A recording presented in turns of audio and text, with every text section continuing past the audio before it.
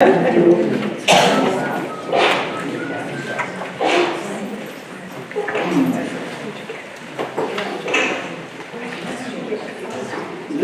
talk on prayer and the acquisition of virtue, how it is that prayer brings about virtue in our life, is kind of my attempt to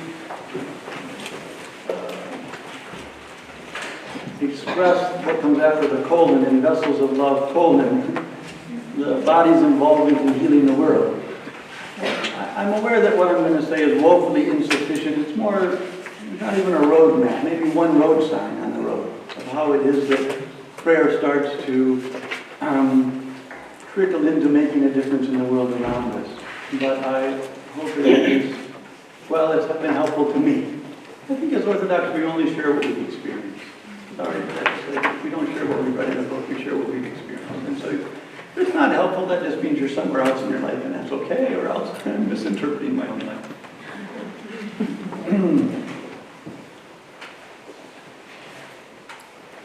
Now, so let's just start with what is a virtue. We don't use this word a lot in Orthodoxy. It's in the scriptures, and it's in some of the fathers. But we talk about virtues fairly often. We have faith, hope, and love. We think those as virtues. We have fruit of the Spirit, love, joy, peace, and patience, goodness, and kindness, faithfulness, and gentleness, and self-control. Those are virtues. But when we talk about a virtue, what is it we're talking about? Let me take a little bit of time to explore this. Start with an illustration. Suppose a new family moves into your neighborhood, and being the kind of generous and kind person you are, you invite them over for evening, get to know them. You happen to have a dartboard in your family room, and you're all in the family room enjoying each other, and one of the children in the other family picks up a dart, and she throws it at the dartboard and gets a bullseye. And you say, well, what you would say, I'd say, oh, that was funny. I bet you can't do that again. And so she picks up another dart and she throws it at the bullseye. And a third one, and a fourth one. Now luck is not looking like such a good explanation. Okay? I wouldn't bet against it if it's so. Okay? That's a virtue. The Greek word for virtue is arete, A-R-E-T-E, long. It just means excellence. It just means you're excellent at something. You can be an excellent cobbler. You can be an excellent bricklayer. You can be an excellent piano player. Okay? And so these old ancient Greek philosophers, since Monica brought my past up, I used to study, asked the question, well, what is to be an excellent human? You know, I kind of know what it might be to be an excellent cobbler, or be an excellent bricklayer, whatever, excellent piano player, artist, whatever they would say. What is to be an excellent human? So they asked that question. And the answer, part of the answer, was to be virtuous. That is, to be excellent. But then they had this list of virtues. Okay, so Plato had a list of virtues. What it is to be an excellent person? Was to have 4 virtues for Plato. Don't worry about his. I won't even tell them to you, because I'm afraid to write them down. They're okay, they're good ones. I'll get it. Wisdom, it goes with the head. Courage, it goes with the heart. Temperance, it goes with the belly. And justice, which somehow is the combination of all of them. Okay, that's his 4.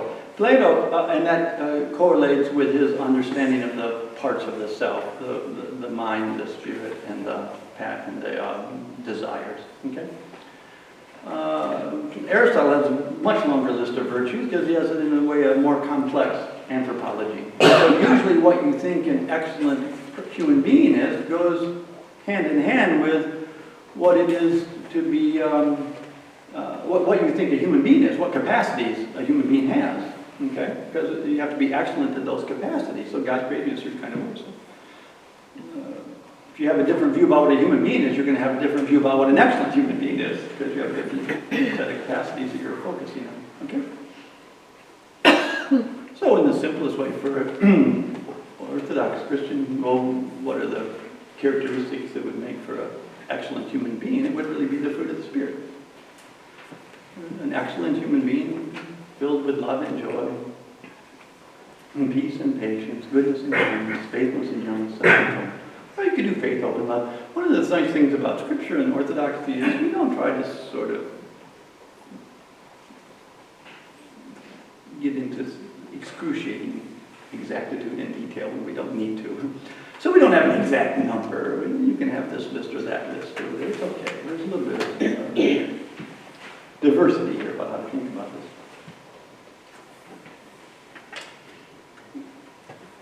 We have this in our language with the word virtuoso.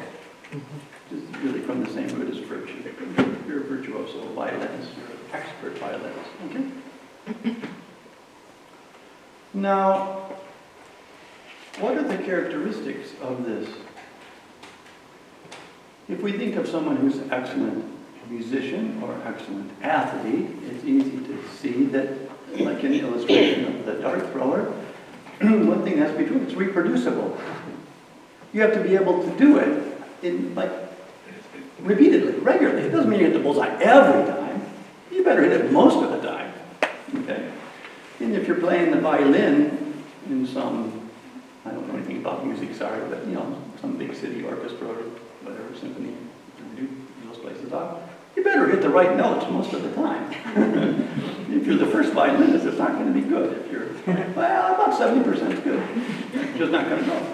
Okay? So one thing that's true of virtue is that you just get it. And you don't get it by thinking about it.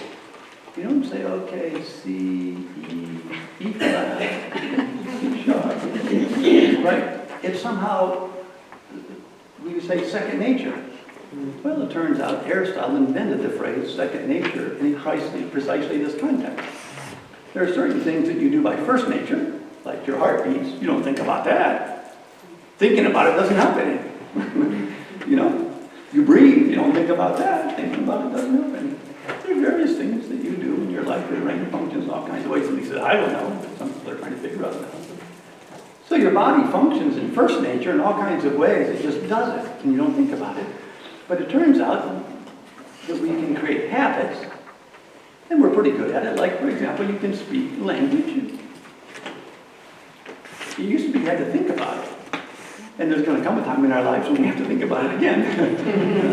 But, in this period of time, we've learned it, and we don't have to think about it so much. We can carry on a conversation, but we don't have to spend too much time saying, what's the word for that?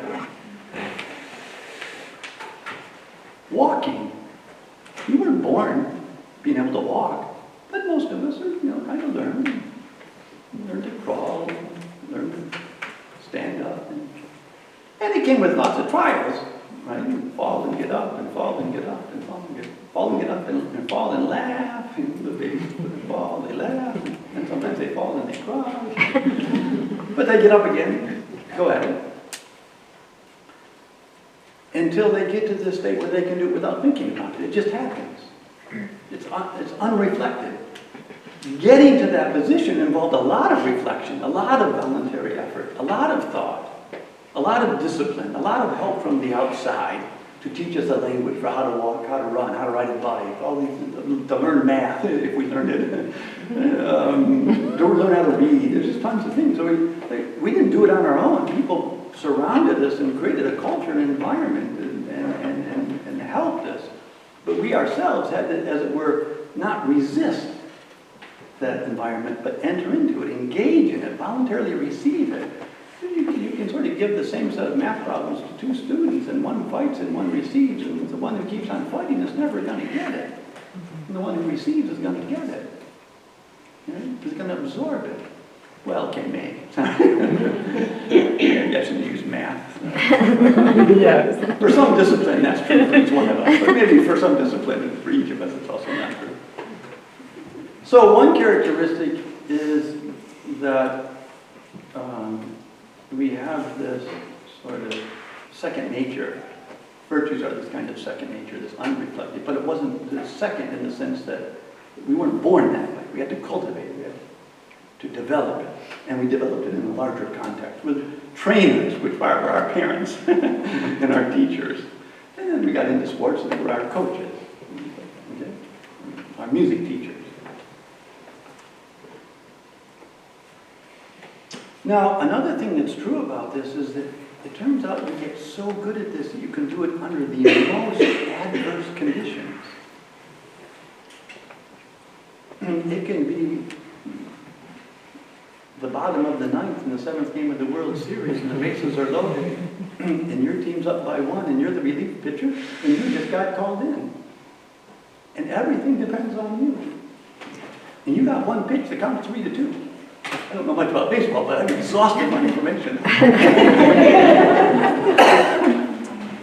You got to throw that pitch under that pressure, under that tension, that there's thousands of people in the stands. It all depends. Everybody's looking at you. So it's not just you can do it, throw the dart and hit the bullseye for fun in the neighbor's basement. It turns out if you really have this virtue, you can do it under the most trying, difficult, harsh circumstances. As it were, in the competition, in the performance, not in the practice session. There's an awful lot of people who are very good at sports and at arts in the privacy of their own home, or in their small little setting pickup games. But put them under pressure, they can't perform. Can't do it. Some of us were like this with tests. We were very good until it came test time. We just sort of freeze. Okay? There are lots of ways which this manifests itself in our life, but to really have that virtue means that you can perform that activity, that expression of the virtue under the most adverse conditions. Otherwise, it's not really a virtue. I'm not trying to criticize anybody or anything like that. I'm just trying to tell you what a virtue is. It's not only that you have this stable character. We often use the word character. Character is something that has this sort of stable state. Sometimes we use the word state, second nature, that is so stable, so honed, so, as it were, perfected, that even under the most adverse conditions, you can still perform the activity. Now, I don't know if you can see where I'm going, but if not, I will make it clear to you that this is the point of the virtues in the sense of the fruit of the Spirit. I was speaking to a person not long ago who was raised in the Orthodox Church and had gone to the Evangelical Church, and I had a wonderful conversation. They'd been for 14 years in the Evangelical Church, and we had a great conversation because I spent a good bit of my life in the Evangelical Church, so we had a lot to talk about. It was very, very interesting engaging. And one of the things he said to me is he said that in the Evangelical, he said in the churches he's attended, he said, I see the fruit of the Spirit in these people. And I said, have you ever seen them under, and this was in contrast to the Orthodox Church, and in particular his family, the people that he grew up with. I said, have you ever seen the fruit of the Spirit in them under trial? And he looked at me strange. I said, if you've only seen the fruit of the Spirit in them in good times, that's not the fruit of the Spirit. I'm not saying that that's not true of them. I'm just saying that's not the fruit of the Spirit. If you've been in their households when everything's going wrong and the kids are screaming and the roof is leaking and the dad just got fired, and they still have love and joy and peace and patience, now you've seen the fruit of the Spirit.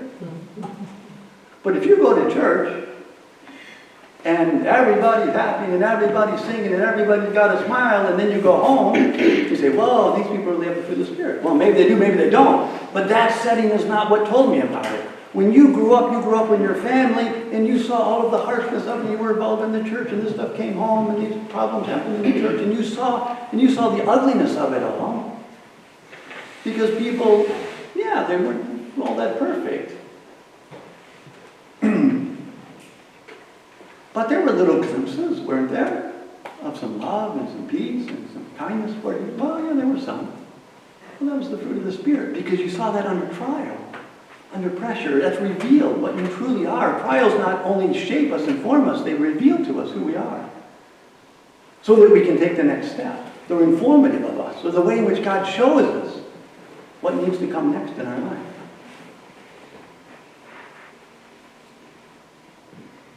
And so, love and joy and peace and patience, goodness, kindness, gentleness, self-control are the characteristics that we need when we face the external storms of life. The internal life stays calm. That's the whole point.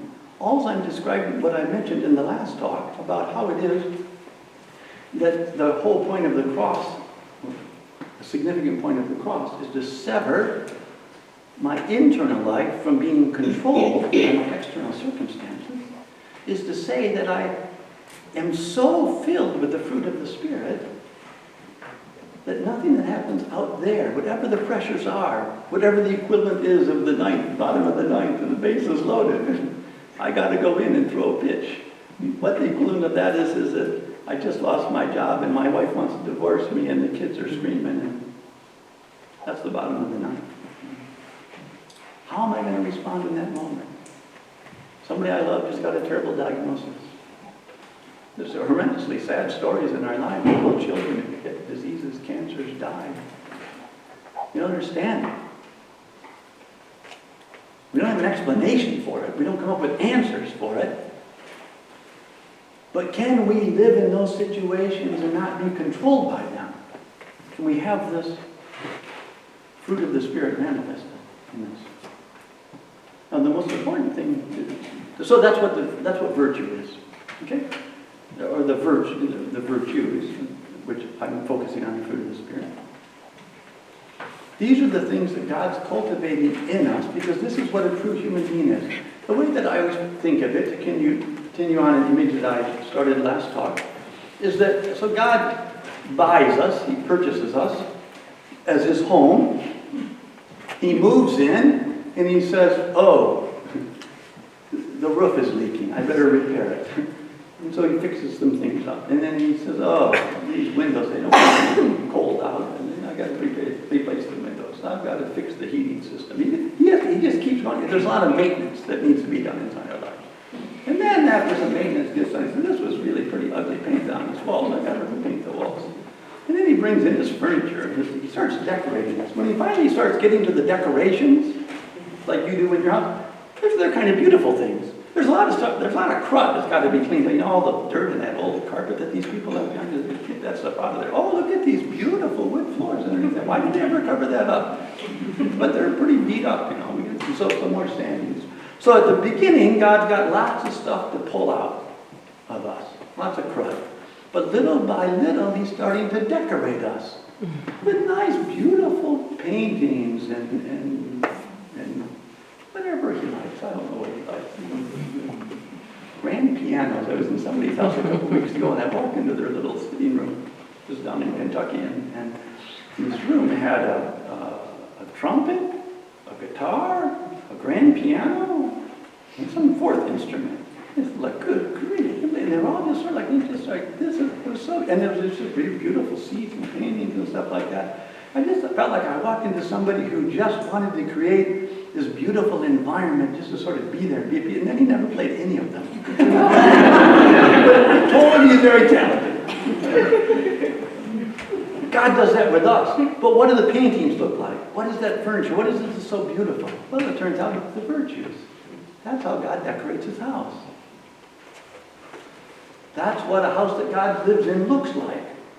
So if you want to look like a Christian, then let God decorate the house. Don't decorate it yourself, because it's not going to look good. It'll look like a sham. You know, when I was in 4th grade, my parents took us to Hollywood, because my oldest brother was going to college out in Southern California, so we made this trip. It was a great trip. And I got to see this sort of strange thing they do in Hollywood, where you walk down the main street into this old Western thing, and then it turns out there's no backs to any of these houses. You guys know, and it's like all these weird things. I went through where they made what was the name of the movie where Moses parts the Red Sea? Ten Commandments. Yeah. You know what that is? We went through it on a little cart. It's just like this high. Maybe from picture killers. That's those great big gigantic walls that Moses and the people go through. It's like this little bit. It's so depressing. But it turns out that that's what our virtues look like when we produce them. We can look good on the outside. The movie looks good. But when you get under pressure, when you, as it were, look behind the scenes, when you're in a situation where you really have to take cover, there's no back to the wall. There's no substance there. Okay? So they're called the fruit of the Spirit for a reason, because of the fruit that the Spirit produces in us. So the big picture is all of the things that I've been trying to say about prayer last night and this morning and then early this afternoon is really the way in which we are constantly saying to God, Lord, apart from you I can do nothing. I need you to be the one that produces this in me. In a way, the Christian life is just a constant letting go. Our free will is almost universally expressed in, oh Lord, I'm hanging on to this. I got to let it go. Oh Lord, I'm hanging on to this too. I got to let it go. Oh Lord, I'm hanging on to this too. I got to let it go. And that's the way it is, because what we are, it turns out to be, is this just vast expanse of empty space for Him to come and fill. It's not like I let go of all these things and I say, oh, that's where I am. I finally found me. There's this little nugget inside. And now I can cling to that, whatever it is. You know, whether it's my smarts or my cleverness or my, whatever we like, our reputation. It turns out there's nothing left. Only when we become nothing can Christ totally fill us.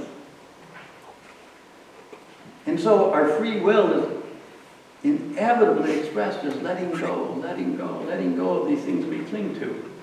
And we don't have to just go on our own mission doing it. We wait for God to show us, little by little. I'll just take another little digression, sorry. You know that the word confession etymologically means to agree with. Homologene, logene is to speak or to say, and homo means the same thing. To say the same thing as, to speak the same thing as. That's to agree with. So to confess to God, etymologically, is to agree with God. Okay? Now it's important to think about that, because if you agree with God, what do you know happened? God's already said something. You can't agree with God unless God said something to you. This is why when God points out a sin, we say, Lord, thank you for showing me that. Okay? This is exactly how it works. What happened with Adam and Eve in the garden? Yeah, Adam, where are you? I'm over here, hiding behind a tree. What are you doing hiding behind a tree? Well, you know, we were naked. Did you guys eat of the tree of the fruit of the knowledge of good and evil that I told you not to eat of? Now, just think about it. Is God wondering if they did? Is it an absence of knowledge, a forgetful moment? No. God initiates with them so that Adam can say, yes, I ate. God spoke first. The good shepherd comes out and searches for his sheep. He doesn't wait for us to wander back in by accident or by purpose. He comes out and gets us. And he says, did you eat of the tree of the fruit of the good and knowledge, the good and the evil knowledge? I told you not. Well, the woman you gave me. That's true, by the way. Gave me of the fruit. That's true. 2 truths. And I ate it. 3 truths. Adam said 3 true things. And he never repented. We never, almost never, hide behind falsehoods. We dig our heels in to, we're right, this is true. We're in an argument with somebody, we're not going to give ground because this is the truth. Adam spoke the truth too, 3 times. And the first truth meant this. The woman you gave me, how would you stack the deck? Gave me of the fruit, she stacked the deck. What would you, of course I ate it, what would you expect? It just wasn't fair. It's your fault, and if it's not your fault, it's her fault. So, of course I ate, but there's no repentance involved in here because I'm not the guy to blame. That's why we hide behind truth, not falsehood. God does the same thing with Cain. Cain, where's your brother? I've been wondering, where's your brother? Does God not know? No, it's the good shepherd coming to say, I want you to repent. I want you just to say yes. I ate. Lord, I killed my brother. I can't believe I did it, but I did it. It was a fit of rage. Am I my brother's keeper? God will always initiate with us. Always initiate with us. The only question is, how are we going to respond? If and how we're going to respond. Okay? If it's in the case of sin, then we just have to say, I always start by saying, Lord, thank you for showing me my sin. You don't have to do that, but I do it because I want to not even have the thought in my head that I thought of my sin myself. God's the one who shows me my sins. I don't know if I said this last time or not, but I have the slogan I use, God does not need my self-analysis. I just say to myself, well, as soon as I find myself thinking, I'm trying to figure things out, I know some of you do this, we just got to figure things out, got to get my life in order, got to come up with a grand plan and everything will be perfect. I'm so kind of discouraged and out of whack, and I'm just going to get all, here's my next 3 months laid out. God does not need my self-analysis. He doesn't need me to figure out my life. Okay? He simply needs for me to respond to his initiation in my life. Now, he's going to do that in the context of developing these virtues in us in these two ways. One way is when we voluntarily enter our prayer closet. And that's what we were talking about last night with praying with your body, crossing yourself, standing, raising hands, kneeling, prostration. Pray with your body as much and as fully as you possibly can every single day.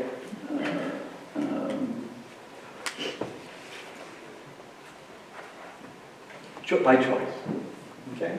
Say the Jesus prayer for a period of time, every single day by choice. I don't know if I mentioned this last time, but I just set a timer. So you can use prayer rope and they do a certain number of knots, but I just set a timer. That works best for me.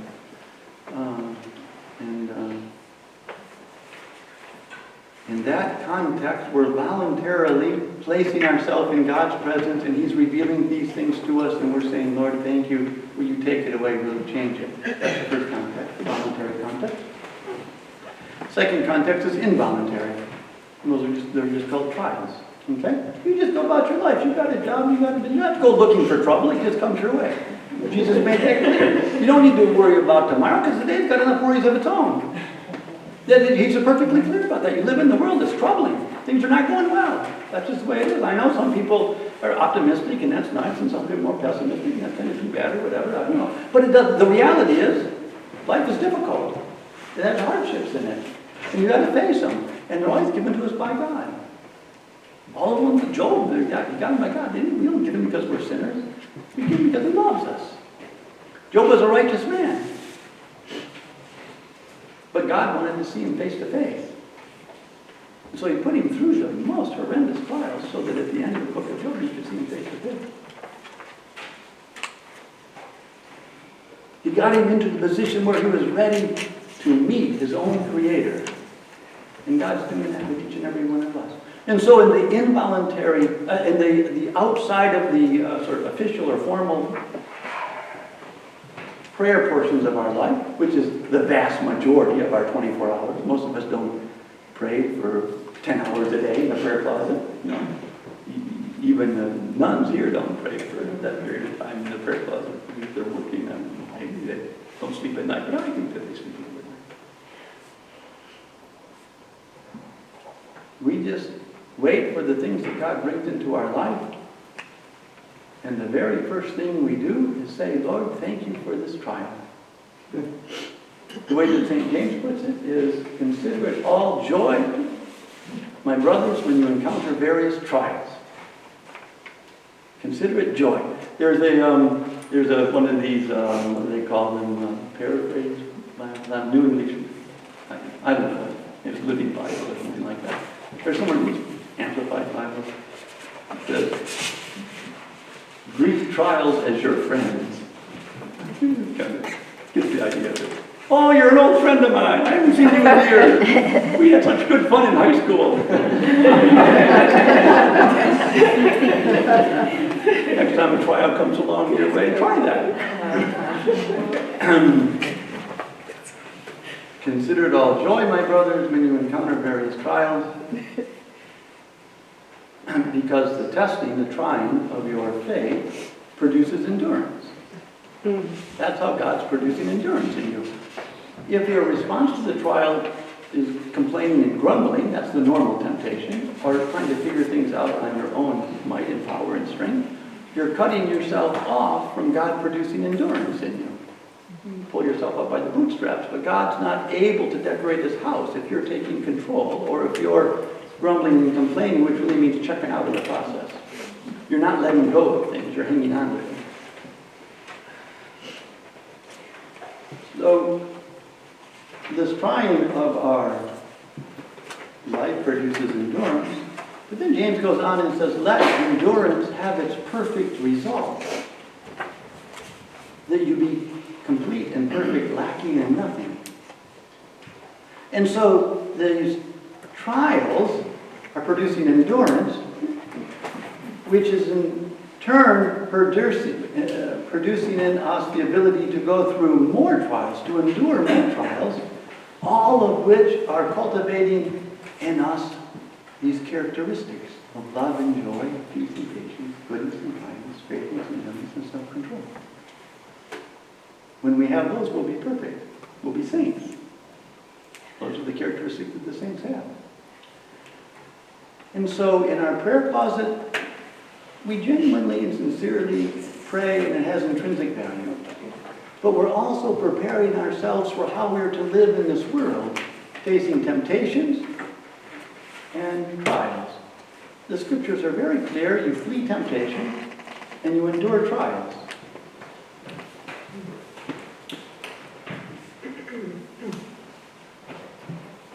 Don't flirt with temptations. Don't think you're strong enough to handle them. At the first hint that this is a temptation for you, run. Just run.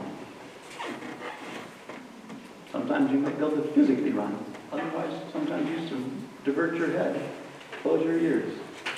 Excuse yourself from the conversation. But you absolutely flee temptation. But trials, you endure. With God's help, turning to God, reading them with joy, and saying, again, Lord, thank you for this trial. I don't understand why I'm going through it. I don't get it. I don't know what it's producing in me, but it's from you. So you know the prayer, man, I love this prayer. Some people don't respond so well to it, but it goes by different names. Prayer of the Optima Elders. O Lord, grant that I may meet all that this coming day brings to me with spiritual tranquility. Grant that I may fully surrender myself to your holy will at every hour of this day. Direct me and support me in all things. Yeah, yes. And whatsoever news may reach me in the course of the day, teach me to accept it with a calm soul, with a firm conviction that all is subject to your holy will. Yeah. Everything that we have comes to us from God. One of the things I learned by saying this prayer and reflecting on it is when it says, Lord, grant that I may meet all that this coming day brings to me with spiritual tranquility. I used to think that only meant the bad things. But then I found out that Satan was much trickier than that. It means to treat the good things with spiritual tranquility as well. Because there's no better way to ruin your spiritual life than to get you on a spiritual high. Because the crash is really big after that. Everything is just kind of deceived, even keeled. I don't mean stoic in the sense that we use the word stoic, kind of lifeless or unloving, uncaring. I just mean that you're not being tossed to and fro. Your life is not a roller coaster. Emotional roller coaster. The delight and joy that comes from the fruit of the Spirit has a character, a quality that's not of this world. It's not a roller coaster. It's more precious, it's more pure, it's more sublime. It's the peace that the world doesn't know about. That's why it can't give it. It hasn't experienced it. It comes to us as a gift from God. Not something we earn, not something we deserve, something we just simply allow ourselves to receive from Him. We don't reject it. We let go of those things that hinder it. The joy that He gives us is a joy that the world can't take away. No matter what happens to us. Bottom of the mountain. Bases low. One down. No, one up.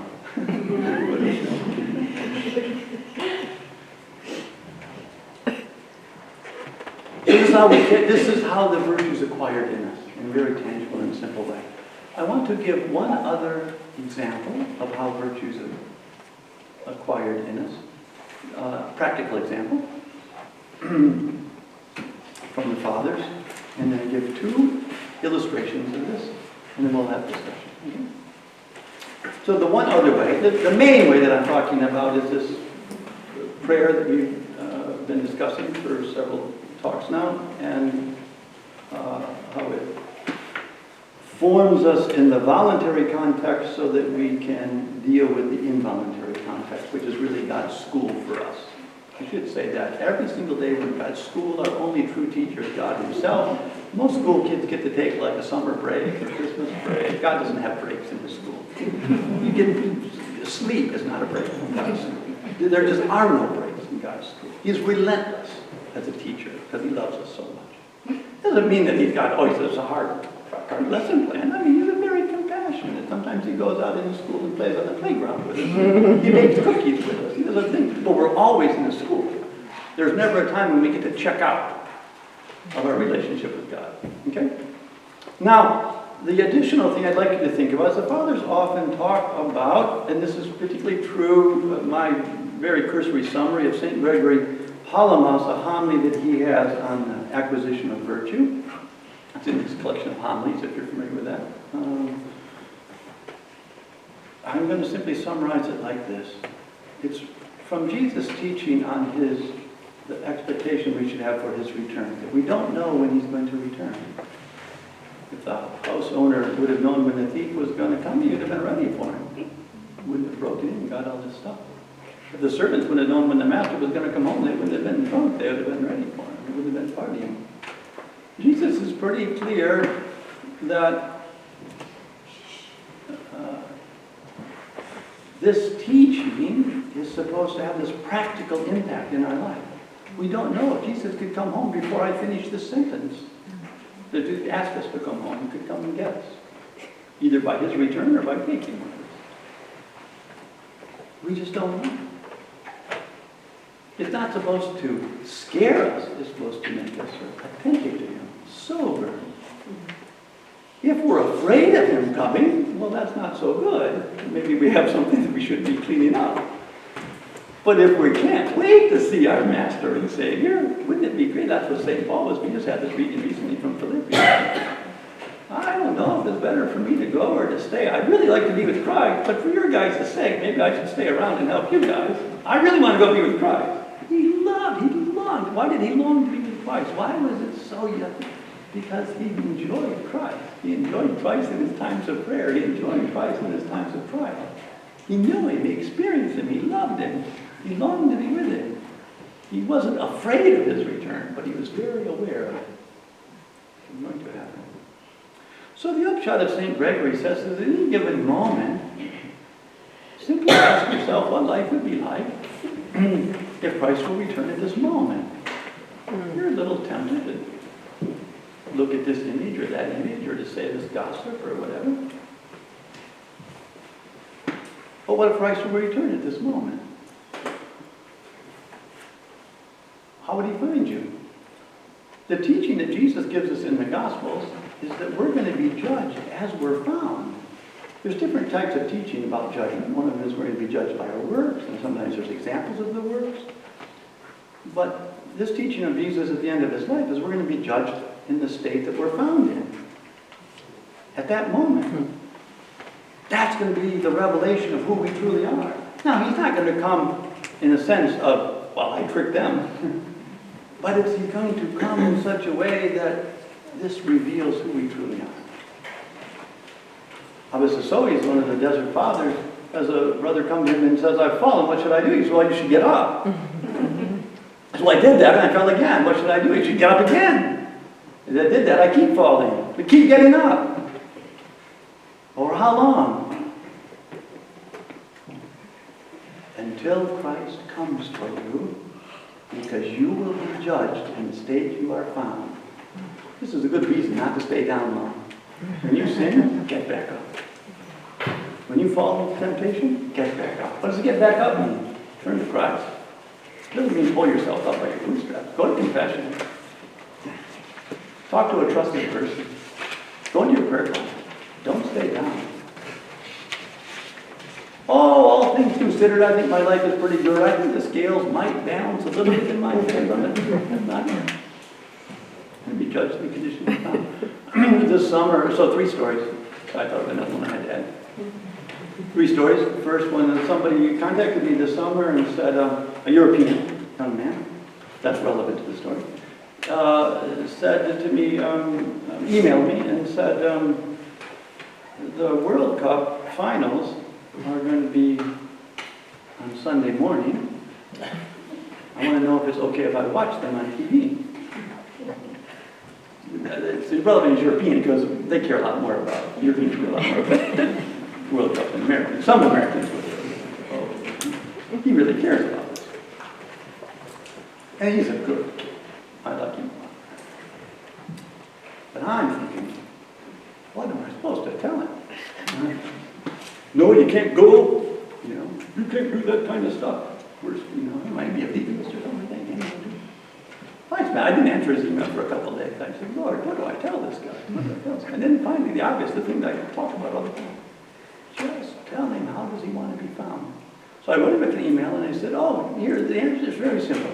If Christ comes back for you during the World Cup final, just where do you want to be? That's what I did. And I meant it. Because I imagine there's people in the world, I'm Orthodox in the world, who could watch the World Cup final with complete joy and delight and miss church that Sunday. I wouldn't do it. I wouldn't want to endorse it. But I'm just saying, you could. I don't think it's inconceivable. But he got the point.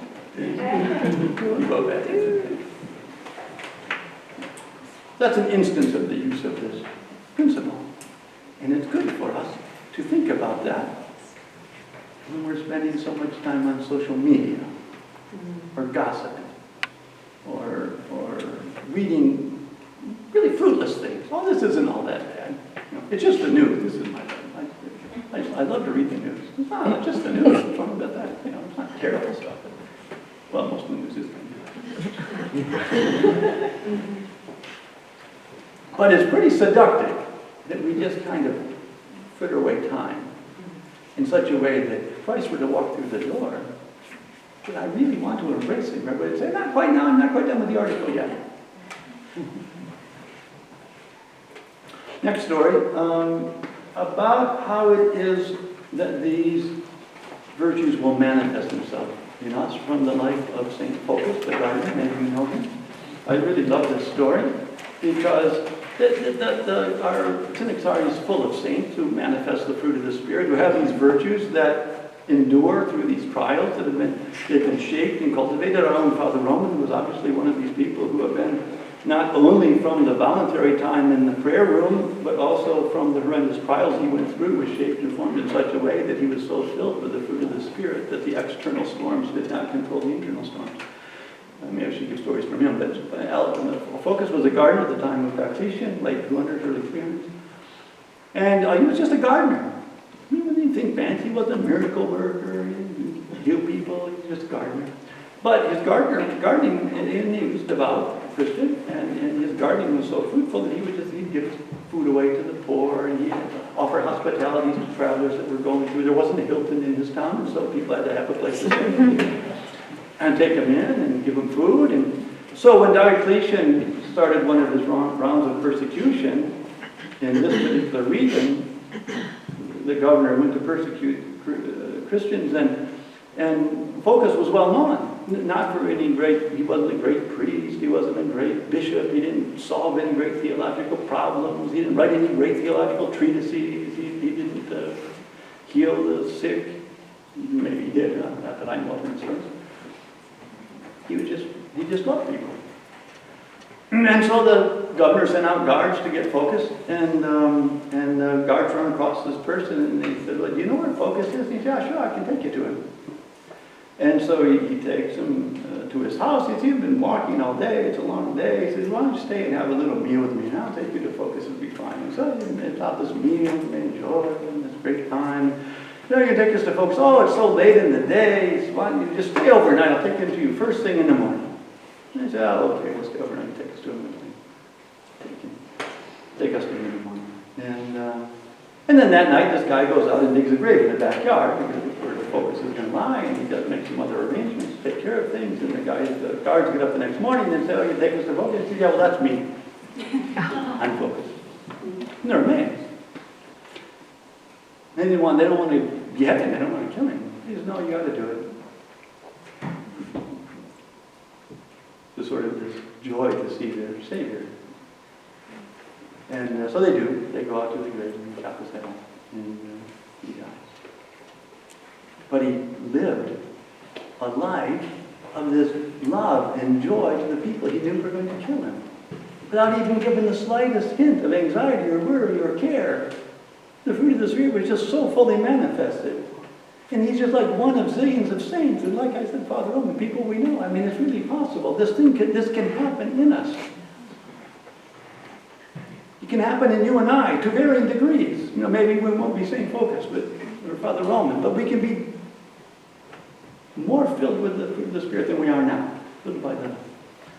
And then one other story, because I like to emphasize the importance of little things. Okay? You know that by now, but I'm not going to let it up. Somebody came to me recently and said, some of you heard this story recently because it's my favorite recent story. Somebody came to me not too long ago and said, I ordered a pizza. And it didn't come, and it didn't come, and it didn't come, and it didn't come, and it showed up. And they wanted $5 extra because I was kind of outside of the normal delivery. So more than what they had said on the phone. And he said, I didn't give him the money. Was I wrong? Kind of a good question. I didn't really owe him the money. It wasn't part of the bill. But he was out of the zone. Maybe he should have given it to him.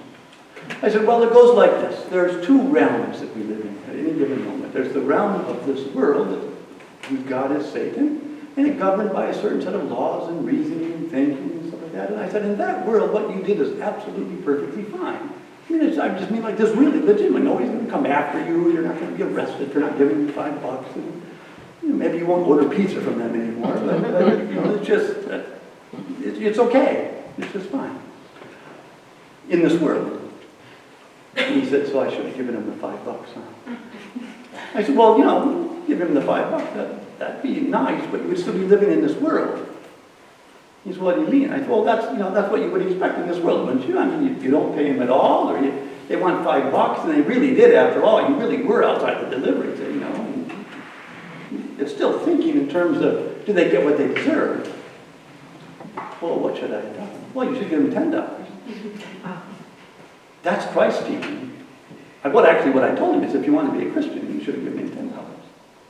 Because Jesus said, if somebody asks you for your coat, you give them your shirt also. If somebody asks you to carry their bag 1 mile, you carry them 2 miles.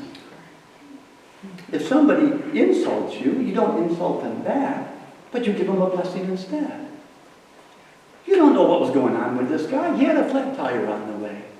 His wife is upset with him. He dropped a pizza, and he had to go back and get another. He got robbed. He's a lazy bum. I don't know. But why you don't know his situation. Are you helping him at all by not giving him the $5? No. Are you helping him at all by simply giving him the $5 and kind of a tit for tat? Yeah, okay, I really owe it to you grudgingly, but I'm never going to order from you guys again. No. If we're going to truly be virtuous with the fruit of the Spirit, if we're going to live the life that Christ called us to live, we have to live it radically outside of the reasoning and thinking of this world. In the littlest and most simple cases like this, the little things make a big difference. So can you imagine going up to this delivery boy and say, I don't know what's been going on with you, but $5 is not enough. You get 10. And next time you're delivering, I want you to bring another pizza to me. That would miraculously change this guy's life. Here's $5 for the store. Here's $5 for you. Enjoy. Whatever. You know, that's the Christian life. That's the fruit of the Spirit. And it's the fruit of the Spirit in the most mundane and simple and trivial things of this life. Okay? That's the end of my stories. And I'm welcome to take some questions. I don't really remember when we started, but Monica can close this whenever you want. We started at 3:30. We did? Did we? I think we started after that, but I think we started at 4, so I think I talked for almost an hour. Oh, my watch stopped at 4. I'm sorry. Anyways, if you have some questions, I'll try to answer them quickly. I'm not good at that. Before the group breaks up, Yes. can we take Yes. start? Oh, it goes by the prayer of Optima Elders or St. Philaret. It's often in prayer books at the end of the morning prayer, not as one of them, but after them. So most prayer books would have it, especially the ones that come from Russian background or OCA. Okay. I'm not sure if the Greek prayer books have it or not. But it's really great prayer. I can give it to you if you want afterwards. You on OCA.org, you can find it. OCA.org. Anything else? Talk about God doesn't want our self-analysis.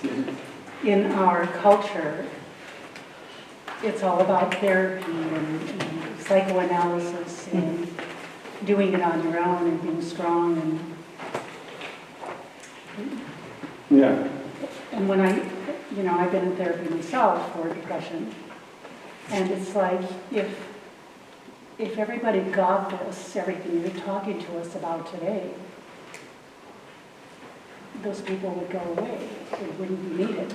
Well, I think yes and no. And so I'm glad you brought this up because I want to, the question is, like, what's the role of therapists in light of what I've said? Orthodox are a little bit divided on this, so probably what I'm going to say is controversial, but I'll tell you how I think of it anyway. Remember that we're this kind of, have three aspects to ourselves, a physical aspect and a spiritual, soulish, and mental aspect, and desire, and also the inner heart. And in one way, Christ is transforming us from the inside out, and the things that I'm talking about are how it is that Christ transforms us, but it's also true that if I break my leg, I go to the doctor to get it fixed. I just said what I do. Maybe somebody doesn't, but I do. Okay? And we have to make decisions about what physical kinds of treatments we want to take, and sometimes it's hard to decide, but it's not an unreasonable thing to think you're going to go to a physical doctor when you have physical problems. But that doesn't mean that you don't also pray for them. And the prayers are often not just for you, but for the people, the doctors and nurses and medical staff that are working on you. And as Orthodox, we believe that God can bring healing in you through these people in the physical realm. I don't really see why the same thing is not true in, as it were, the psychological realm. You can have bad medical doctors, bad surgeons and the like. You can have bad therapists. You can have bad priests. There's plenty of us around. So you can't just sort of say, willy-nilly, I'll go anywhere, I'll take anybody's stuff. But there are serious psychological wounds that we have. People were abused as a child, or just whatever, it's very expensive trauma, war, things like that. There's a certain number of people every year that I refer to therapists. Sometimes they go, sometimes they don't. Because a therapist is trained to help them deal with things that I'm not trained in. And so I like the kind of, for certain kinds of issues, I like the context in which I get to focus on what I do, and I'm not worried about having to do something I'm not trained to do, but I trust this person over here who can help them. And then, of course, there's some chemical things. Part of our psychological things obviously connected to our chemical state, our physiological state of the balance system. So maybe they would benefit from some medication of some sort. We have family members and lots of people I know that would not function very well without medication, at least at this stage in life. Maybe there's a spiritual solution, but it sure doesn't seem as instantaneous. It seems more like this is a helpful way to get them into a position where they can start talking about their spiritual life. And maybe on time they could be weaned off it, but maybe not. Maybe this is the cross they bear, the trial they have for their whole life. I don't know. I don't get to decide these things. So I think more it's like how we learn to walk and how we learn the language. There's this whole community around us of people that teach us and train us. We don't do it on our own, and it's not just all kind of like a magic spiritual pill. It's this whole community, and different people need to get called in at different times for different purposes and different reasons. And we've got to be cautious about what's really compatible with orthodoxy and not. With what we're doing, we don't want to be dealing with people who are undermining what we're doing. So we have to check some things out. But I am generally, as a general rule, in favor of diverse treatment based upon the case at hand. Sometimes for short periods of time, sometimes it has to be longer periods. The more will come. But the bottom line is, for me, is this stuff here. Because that's the inside out. That's an ultimately now. That's where we're trying to get people to. For God to change it from the inside out. But we may need help from a larger community to make that possible. It's good. That's okay. The moment will come where we're all going to pack up and we're going to leave and we'll go to our homes, back to what we have done, what we're going to be doing for the next few years or another year till we come back again and get refilled. There have been many times in my personal life where I have, just like you said, given the man the $10 or other examples of doing something for someone without asking for anything in return. And yet those people that you interact with have not a clue how to handle it. Yeah. Are you for real? You know, well, here are all of you five. People, they don't know what to do with you. And how do you jump between those spaces and in between those folks and still maintain some sense of sanity in your mind? I'm sure that the apostles or disciples, when they went out to serve Christ, were scared to death. They were going to foreign lands and foreign spots to teach people about this one person that they were in love with. If I understand you correctly, let me just say two things briefly. St. Nicholas of Zija, South Cana, says this. We don't really know how people are going to respond when we do something good to them, but we know this. It's much better for them if we do something evil to them.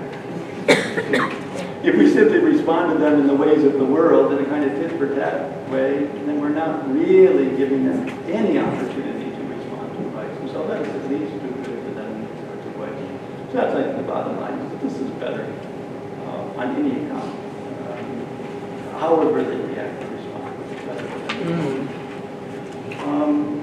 But the other thing, too, I wanted to say is that with a little bit of, I just use this kind of funny illustration about the peak that we feel like it's recent, relatively recent, but how it is that we respond to people might vary quite a bit because it might not just be the word cash. It might not be doubling cash, but it might be, oh, I'm so sorry you had to go out of your way. Everything's okay. It might be a conversation. It might not be $10. It might be 10 minutes of time. I can give you an illustration of that since my mother is gone. I only can talk about people when they're not present. So, a blueberry farm. That's probably not true for some people. There's a blueberry farm nearby, and a couple of years ago, my mom wanted some blueberries from them. She's mobile, but not real mobile. She didn't drive. It hasn't driven for a few years. And they said, well, where do you live? I live in Albion. So, we happened to be going that way. Less than 30 minutes from here, but they were going that way. And so they stopped by her apartment over in Albion, and she was so thankful she wanted to give them more money than just delivery or for their effort, for time, whatever. They wouldn't take it. They wouldn't take it. So finally, she said, well, then you've got to come in. And I was like, that's my mother. $20 is generous or whatever it was, and that's it. But you got to come in. That's my mother. They were there for And I still go to the blueberry farm if I go once in a while, and they, how's your mother? How's piano doing? Oh, my brother has. They know all about it. And this isn't a response to someone who did something wrong, and so maybe it's a slightly different kind of case. But the real point of it in our Christian life is that we're not simply responding to things that people do wrong. Sometimes we're responding to kindness. And I think you went out of your way, and it's worth about $20, so here we can still have this kind of tit for tat mentality, even though it's good for good. You know, I'll invite you over for dinner if you invite me back. Jesus has a parable about this, you know. Will only do good to those who do good to you. And so there's other ways to express this kind of joy, this goodness, this fruit of the Spirit.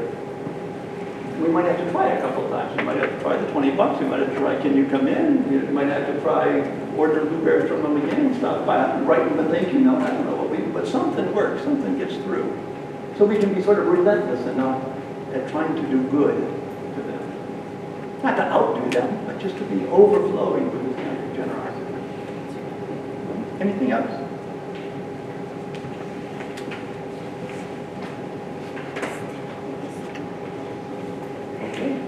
Thank you. Thank you, Father.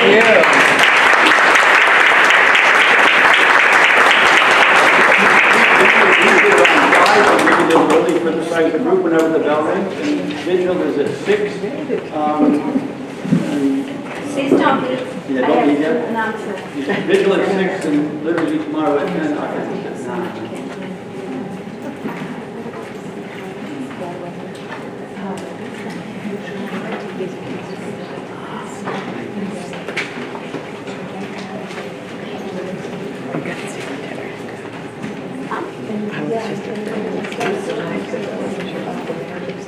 So we have a few things. If anyone wants to go on a tour or go to the gift shop, you can do that now. And Mother will be outside for the tour, and the gift shop will be open. Secondly, will some of the gentlemen help take the chairs back to the dining room?